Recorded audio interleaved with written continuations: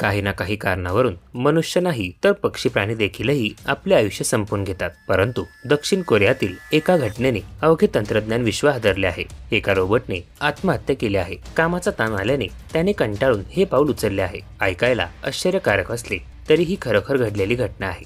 काय आहे नेमकं प्रकरण ते जाणून घेण्यापूर्वी चॅनलला सबस्क्राईब करायला विसरू नका। मध्य दक्षिण कोरियातील नगरपालिकेने याबाबत माहिती दिली आहे। या रोबोटने स्वतःला जिन्याच्या पायऱ्यांवरून खाली पाडले आहे। या प्रकरणाची चौकशी करणार असल्याचे नगरपालिकेने जाहीर केले आहे। वृत्तानुसार हा रोबोट नगरपालिकेच्या कामांमध्ये मदत करायचा।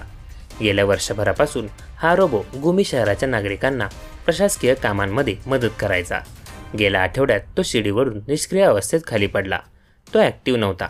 अधिकाऱ्यांनी सांगितले की तो त्यापूर्वी इकडे तिकडे फिरत होता। काहीतरी गडबड असल्यासारखे वाटत होते। रोबोट कामाच्या ताणामुळे तणावात होता असेही सांगितले जात आहे। यामुळे नेमकी काय परिस्थिती उद्भवली याचा तपास केला जाणार आहे। रोबोटचे विखुरलेले पार्ट एकत्र करण्यात आले आहेत। त्याला ज्या कंपनीने बनवले आहे ती यावर अभ्यास करेल असे पालिकेच्या अधिकाऱ्यांनी सांगितले।